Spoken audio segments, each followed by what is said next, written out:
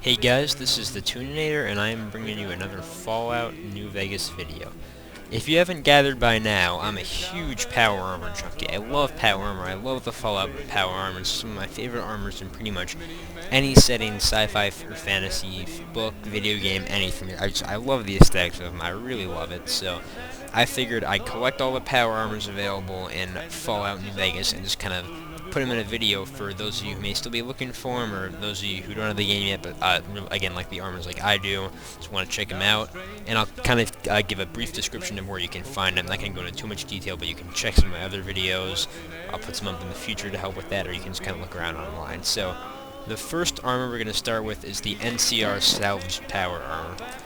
And this is the weakest of the armors. It's got a max DT of 20, which is about equal to the stronger combat armors.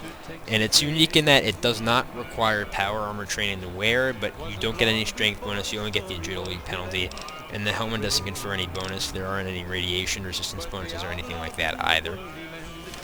So you can see this is what it looks like. It's not very bulky. The shoulder pads on the T45D aren't there. It's basically T45D that the NCR either found or took off Dead Brotherhood guys and just kind of made it into their own armor. And this is worn by NCR heavy troopers who start showing up later in the main storyline. I'm not aware of anywhere you can buy or find this armor.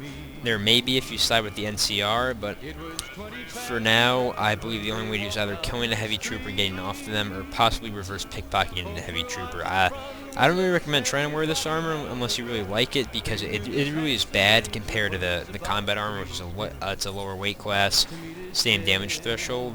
Although this will disguise or dress you as a member of the NCR if you're looking for that, and it's still power armor. So power armor is power armor. It's cool stuff. So if you want to wear it, there it is. You can find it. NCR heavy troopers will be in places like Camp McLaren and the Hoover Dam once the main storyline has progressed far enough. So we're going to move on now to the second type of power armor, which is the T45D power armor, which most of you guys who played Fallout 3 should be very familiar with. This is kind of the signature armor of that game. It's the armor the Brotherhood troopers wear in that game. You know, you can tell the similarities between it and the NCR style with power armor. This one's got the shoulder pads, bulkier. This armor, I love this armor. This is aesthetically probably my favorite armor from the Fallout series. Absolutely fantastic. You will note some differences from the power armor in Fallout 3. This one has the stars of the American Army on its shoulders. The Fallout 3 power armors, the T45Ds, either had the Brotherhood symbol, some of them were the Lion's Pride armors, or some of them just didn't have anything, if I recall correctly. So this is a little different. This armor you can get from the Brotherhood of Steel. If you complete their main quest line, you will receive this armor along with power armor training. You can also then buy it from the Quartermaster there. I have had some issues with her not refreshing her inventory, but there will always be at least one suit initially available for purchase. So I'm going to look into that further, but you can buy this armor from her, and again, you will receive it upon completion of that quest.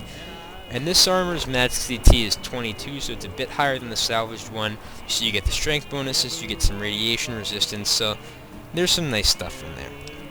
So we're going to move on to the next type of armor, which is the venerable T51B power armor. So this is, again, same as it was in Fallout 3. You get the strength bonus, not as big as the T45, but there's no agility penalty. You get more rad resistance. Helmet will give you rad resistance and the charisma bonus. And this is the stronger of the two Brotherhood armors. It's got a DT of 25, and the helmet has, I believe, a DT of 6 or 7.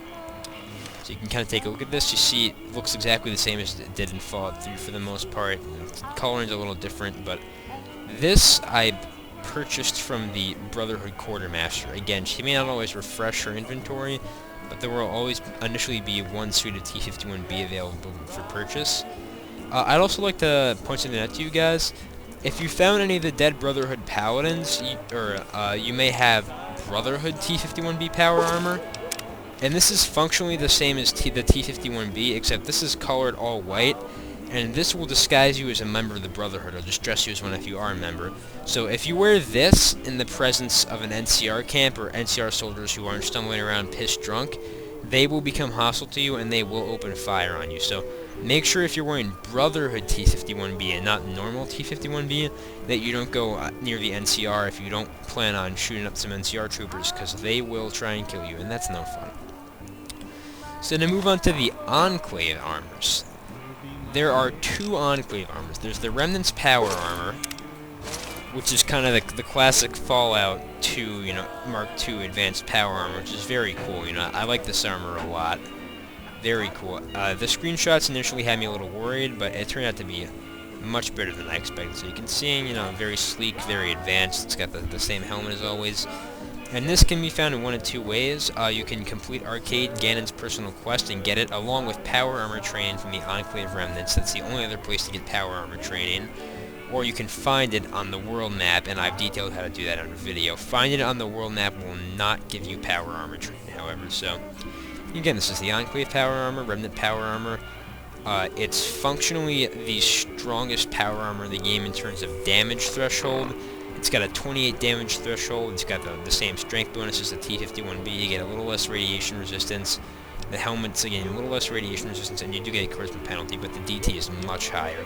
You can see you get a 36 DT just from having these two items equipped. There is one other kind of power armor, and that is the Ganon Family Tesla armor. The Ganon Family Tesla armor you will only receive from Arcade's personal quest, but as a caveat, you only get this from his personal quest if you convince him to stay in Freeside during the fight for the dam and help the followers, because in that case he'll get this armor and he will bring it back to you and give it to you. So if you want the Tesla armor, make sure that you tell him to stay in Freeside. And this armor, it's basically the same as the Enclave Remnants armor. You can see that the DT is fairly similar. It's a little less, 2 points less, same in the helmet, it's a little weaker. But the armor gives an energy opens bonus and a higher radiation resistance bonus. And this armor is kind of like the Tesla armor in 3 was. It's got some glowing stuff on it. You get some crackling electricity. So also a very cool set of armor. Definitely recommend getting this from Arcade if you can. Supposedly, if you let him wear it, he'll show up at the dam to help you. I think the dam fight's still kind of bugged because he hasn't done that for me, and some of the Enclave guys in general are a little bugged there. But again, really cool suit of armor, so definitely recommend picking this up in the Enclave power armor, running through the game with them. They're very, very cool. So yeah, this is just every power armor that I believe is included in the game Fallout New Vegas. As a whole, power armor feels much stronger than it did in Fallout 3 thanks to the damage threshold system. It's classified as a heavy armor, so I feel like you really kind of feel the weight and the strength of it more than you did in 3. So, as someone who's just absolutely obsessed with power armor, who loves power armor, I feel like this game definitely really did it justice. When you wear power armor, there's not much that'll do a lot of damage, so you can really tell how it's just deflecting everything, it's deflecting most of the shots, and it definitely gives you a really real sensation of protection and strength that may not necessarily have existed in Fallout 3. So yeah, that's every armor. That's a brief overview on how to find them. I might get, again, if you want to know how to find the Enclave armors, I posted up a vid on how to get the Remnant armor. And the Tesla armor, you have to do the additional thing at the end of Arcade's quest. Any more questions about Arcade's quest, stuff like that, and just send me a message, send me a comment on my channel, and I'll try to help you out. So yeah, thanks for watching. Hope you enjoyed the demonstration of power armors in Fallout New Vegas, and I'll see you next time. This is the Tuninator, and I will see you later.